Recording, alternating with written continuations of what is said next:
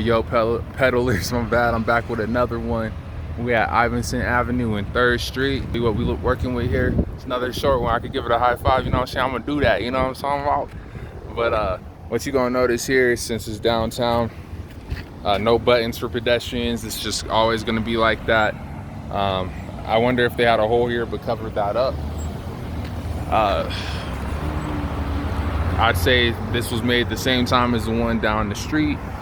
You got the smaller bulbs, smaller cases right there. Got the small bulbs on the green and the yellow, large red. Same configuration across the intersection. I will say though that they've updated the intersection. You know, the pedestrian things are updated. I'm interested on the timer on this one. I feel like y'all should map that up. I feel like that should be international in my opinion. That the timer should sync with the hand, because when the hand stops, like, that's when it's done, you know what I'm saying? You shouldn't even be crossing the street anyway, according to the don't walk signs and whatnot. So I missed the opportunity to walk westbound on Ivinson Avenue. We're gonna catch that next.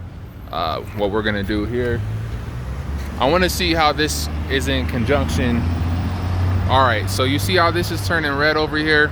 I feel like that's just a bad experience. Like I talked about with that light down there, all these people are wanting to turn left.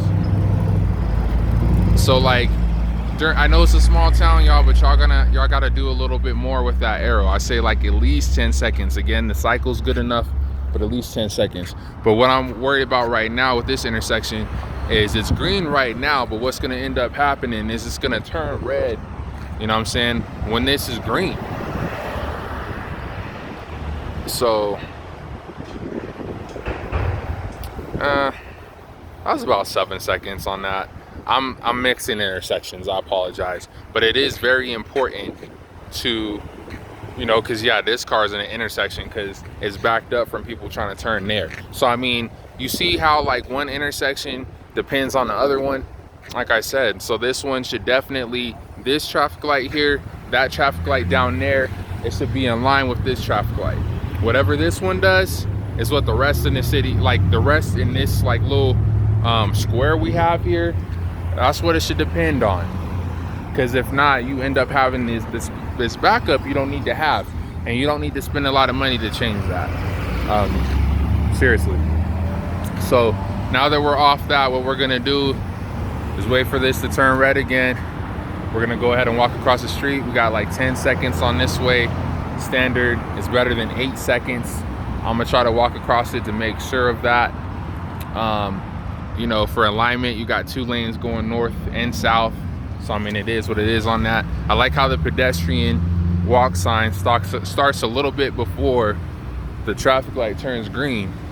That allows us to get started, and that allows us to mitigate people trying to turn. So I mean, if you're not gonna have an extended walk time across the street, then you want to start that a little bit earlier than the people turning. That's another strategy for sure that y'all could do in Laramie. So again, I ain't gonna say too much more, but this is on behalf of Léon and Pedal LLC. So, you know, I'm not gonna bleep out your business. Please support the business. I'm not gonna say too much else unless you want to do business together, but all the places you see, please support them. They need your help during these times, and in general too. We need each other. And just be a good person. If you see somebody's played in this video, just be a good person. It's all public anyway, so just do what you're supposed to do. We'll be all right. So I don't think I talked about the backs on this one. We got like the same kind of, excuse me if y'all see in the sun.